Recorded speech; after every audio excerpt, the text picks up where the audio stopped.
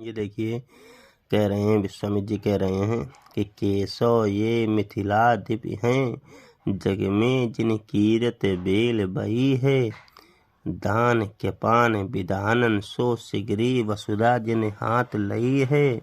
अंग छा सातक आठक सो भव तीनों लोक में सिद्ध भई है।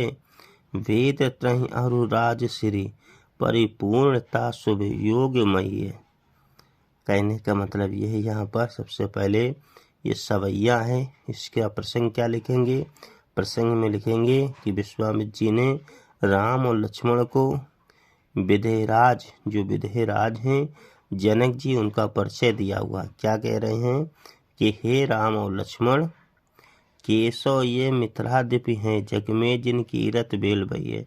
कि हे राम लक्ष्मण, ये मिथिलापुरी के राजा जनक हैं, जिनके कीर्त रूपी बेल संपूर्ण संसार में फैली हुई है। और दान क्यपान विधानन सो सिगरी वसुधा जिन हाथ लही है।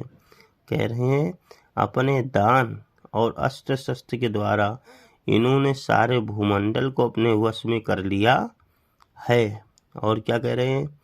अंग छा सातक आठक सो भव तीनों लोक में सिद्ध भई है। कह रहे हैं इन्होंने वेदों के 6 अंगों, अंग 6 के ना, वेदों के 6 अंगों, राज के 7 अंगों और योग के 8 अंगों की साधना प्राप्त कर सिद्धि से विश्व के तीनों लोकों को सफलतापूर्वक प्राप्त कर लिया है। और क्या है? वेद त्रयी अरु राजश्री परिपूर्णता शुभ योगमयी है। जिससे क्या हुआ है, इनके वेदमय और राजश्री का पूर्ण शुभ योग है। कहने का मतलब है इनको सरस्वती और लक्ष्मी दोनों को पूर्ण रूप से इनके हृदय उनके साथ में विद्यमान है। इनके इसी सहयोग से सबके लिए शुभ, यानी ये कल्याणकारी हैं, यानी इनके राज में कोई भी दुखी नहीं है।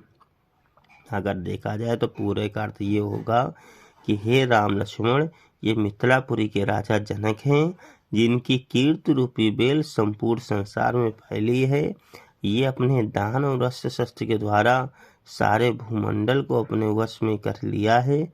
इन्होंने वेदों के 6 अंगों, राज के 7 अंगों और योग के 8 अंगों की साधना द्वारा सिद्धि प्राप्त करके तीनों लोकों को सफलता से प्राप्त कर लिया है। इन्होंने सरस्वती और लक्ष्मी को पूर्ण योग से इनके हृदय और इनके साथ में विद्यमान है, जिसके कारण ये सभी का कल्याण करते हैं।